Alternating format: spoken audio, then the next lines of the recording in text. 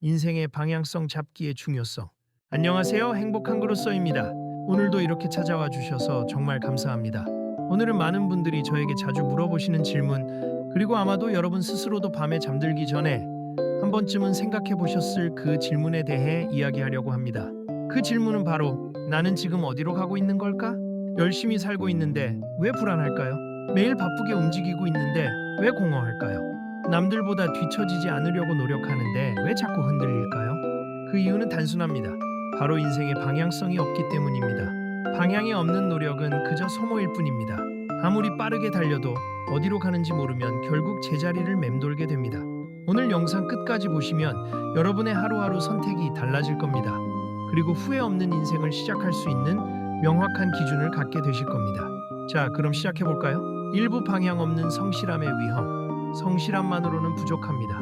우리는 어릴 때부터 성실함을 미덕으로 배웁니다. 학교에서도 집에서도 사회에서도 열심히 하면 된다는 말을 수없이 들어왔죠. 그런데 여러분 정말 성실함만으로 충분할까요? 제가 20대 중반이었을 때 이야기를 잠깐 해볼게요. 저는 정말 열심히 살았습니다. 아침 일찍 일어나서 밤늦게까지 일했고 주말에도 자기 개발을 위해 책을 읽고 강의를 들었습니다. 남들이 보기에는 정말 성실한 사람이었죠. 그런데 어느 날 문득 이런 생각이 들었습니다. 나는 도대체 뭘 위해 이렇게 살고 있는 거지? 성실하게 살고 있었지만 제 삶은 점점 더 공허해졌습니다. 왜냐하면 저는 방향이 없었기 때문입니다. 그저 남들이 가는 길을 따라가고 있었을 뿐이었죠. 잘못된 방향에서의 성실함. 여러분, 북쪽으로 가야 하는데 남쪽으로 전력 질주하면 어떻게 될까요? 아무리 빨리 달려도 목적지에서 멀어질 뿐입니다. 인생도 마찬가지입니다. 잘못된 방향에서 성실하면 그 노력은 모두 소모로 돌아옵니다. 제가 상담하면서 만난 많은 분들이 이런 패턴을 보였습니다. 첫째, 남들이 하는 대로 따라가기. 주변 사람들이 공무원 시험 준비한다고 해서 나도 시작했어요. 친구들이 다 결혼했으니까 나도 해야 할 것 같아서요. 요즘 다들 부동산 투자한다고 해서 나도 대출받았어요. 남들의 선택이 나쁘다는 게 아닙니다. 문제는 내가 왜 그 선택을 하는지 모른다는 것입니다. 그저 불안해서 뒤처질까봐 남들이 하니까 따라하는 거죠. 둘째, 비교하며 흔들리기. SNS를 보면 친구는 승진했고 동기는 창업에 성공했고 선배는 해외여행을 다녀왔습니다. 그럴 때마다 우리는 이렇게 묻습니다. 나는 뭐 하고 있지? 그래서 이것저것 시작합니다. 주식도 해보고 영어 공부도 시작하고 운동도 등록합니다. 하지만 얼마 못 가서 포기하죠. 왜냐하면 그건 내 방향이 아니라 남의 방향이었기 때문입니다. 셋째, 후회만 쌓이는 선택 반복. 그때 그 회사 들어갈 걸, 그때 그 사람 만나지 말 걸, 그때 그 기회 잡을 걸. 과거의 선택을 후회하면서도 현재의 선택은 또 같은 방식으로 합니다. 왜냐하면 선택의 기준이 없기 때문입니다. 이건 게으름이 아닙니다. 여러분, 이런 상태에 있는 분들께 말씀드리고 싶습니다. 이건 여러분이 게으르거나 능력이 없어서가 아닙니다. 단순히 방향을 잃은 상태일 뿐입니다. 나침반 없이 바다를 항해하는 배와 같습니다. 아무리 좋은 배, 아무리 열심히 노를 젓는 선원이 있어도 방향을 모르면 결국 표류하게 됩니다. 그래서 우리에게 필요한 건 더 열심히 노를 젓는 게 아니라 방향을 정하는 것입니다. 블로그 연관 링크 방향 없는 성실함이 위험한 이유. 2부 인생의 방향성 정의. 방향성은 거창한 꿈이 아닙니다. 그렇다면 인생의 방향성이란 정확히 무엇일까요? 많은 분들이 방향성이라고 하면 거창한 것을 떠올립니다. 나는 세계적인 기업가가 될 거야. 나는 사회에 큰 영향을 미치는 사람이 될 거야. 나는 역사에 이름을 남길 거야. 물론 이런 큰 꿈을 가지는 것도 좋습니다. 하지만 방향성은 이렇게 거창할 필요가 없습니다. 방향성은 삶의 기준입니다. 매일 아침 눈을 떴을 때 하루를 어떻게 살 것인가에 대한 기준입니다. 선택의 순간마다 무엇을 택하고 무엇을 버릴 것인가에 대한 기준입니다. 방향성을 찾는 세 가지 질문. 첫째, 무엇을 위해 시간을 쓰는가? 시간은 우리의 생명입니다. 하루 24시간, 그 이상도 그 이하도 아닙니다. 부자도 가난한 사람도 모두에게 똑같이 주어진 자원이죠. 그런데 우리는 이 귀중한 시간을 무엇에 쓰고 있을까요? 의미 없는 SNS 스크롤에 하루 2시간, 볼 것도 없는 유튜브 영상에 3시간, 별로 중요하지도 않은 사람들과의 술자리. 시간을 쓴다는 건 생명을 쓴다는 겁니다. 그래서 방향이 있는 사람은 시간을 함부로 쓰지 않습니다. 이 시간이 나를 내가 되고 싶은 사람으로 만드는가? 이 질문에 예스라고 답할 수 있는 일에만 시간을 씁니다. 둘째, 어떤 선택이 내가 되고 싶은 나로 이끄는가? 우리는 매일 수백 가지 선택을 합니다.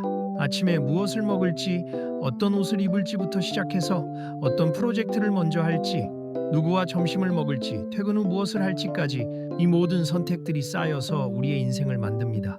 방향이 있는 사람은 이런 작은 선택들도 자신의 방향과 일치하는지 점검합니다.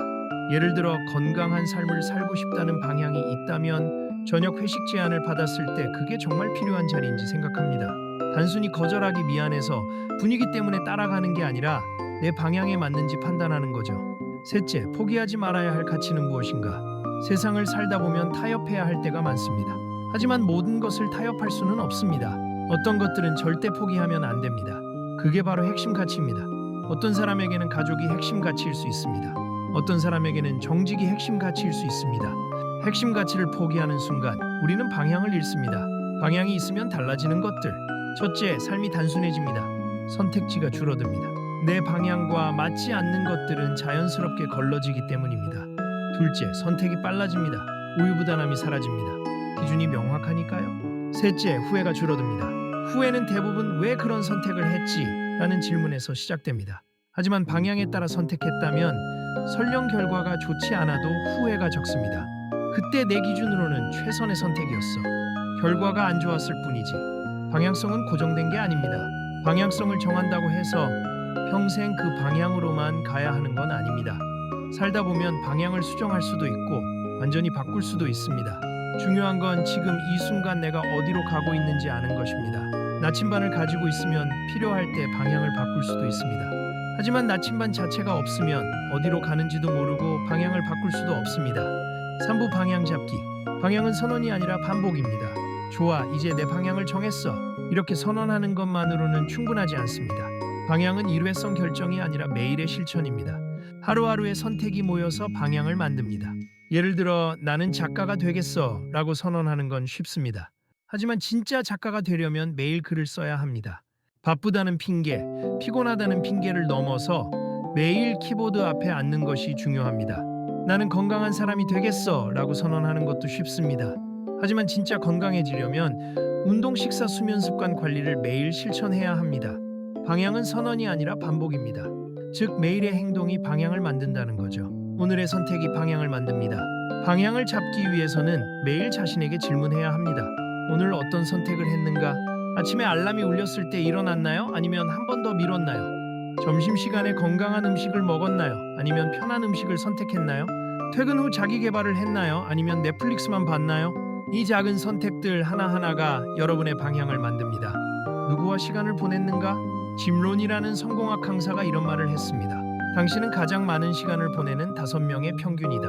누구와 시간을 보내느냐가 여러분이 어떤 사람이 되는지를 결정합니다.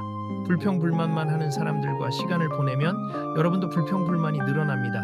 성장하는 사람들과 시간을 보내면 여러분도 자극을 받아 성장합니다. 그래서 방향을 잡으려면 때로는 관계 정리도 필요합니다. 나를 끌어내리는 사람들과의 관계를 줄이고 나를 성장시키는 사람들과의 관계를 늘려야 합니다. 무엇을 버렸는가? 방향을 잡는다는 건 무엇을 선택하는 것만큼이나 무엇을 버리는가가 중요합니다. 스티브 잡스는 이렇게 말했습니다. 혁신은 1000가지 일에 노라고 말하는 것이다. 우리는 모든 것을 다 할 수 없습니다. 시간도 에너지도 한정되어 있습니다. 그래서 중요하지 않은 것들을 과감히 버려야 합니다. 의미 없는 약속, 도움이 되지 않는 습관, 나를 소모시키는 관계, 이런 것들을 버리지 않으면 정작 중요한 것들을 위한 공간이 없습니다.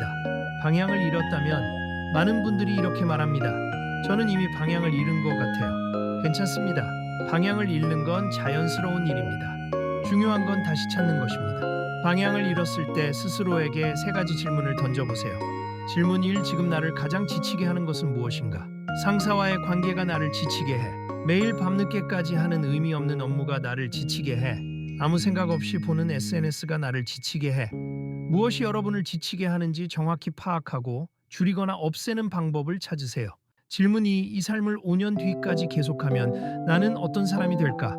지금 하는 일, 지금 가진 습관, 지금의 관계를 5년 동안 계속한다면 어떤 사람이 되어 있을까요?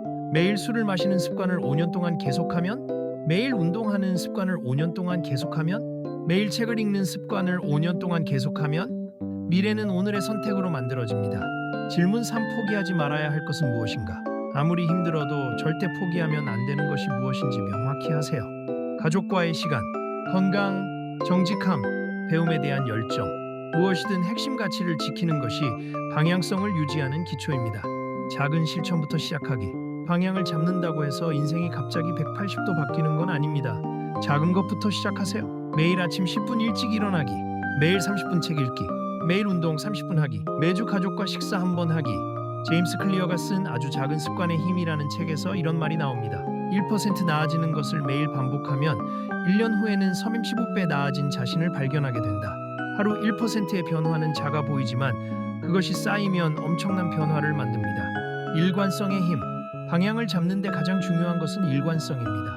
오늘은 운동하고 내일은 안 하고 모레는 또 하고 이런 식으로 하면 안 됩니다. 매일 같은 시간에 같은 방식으로 꾸준히 해야 합니다. 우리 뇌는 반복을 통해 학습합니다. 같은 행동을 21일 이상 반복하면 습관이 되고 90일 이상 반복하면 정체성이 됩니다. 나는 운동하는 사람이야. 나는 글 쓰는 사람이야. 나는 건강한 사람이야. 스스로를 이렇게 정의할 수 있게 되면 선택과 행동이 자연스럽게 방향과 맞아떨어집니다. 블로그 연관 링크 방향성을 잃었을 때 점검할 3가지 질문. 4부 방향의 힘. 방향을 잡는다는 것은 책임을 떠안는 일입니다. 방향을 잡는다는 건 편한 일이 아닙니다. 오히려 불편할 수 있습니다. 왜냐하면 책임을 져야 하기 때문입니다. 방향이 없을 때는 편했습니다.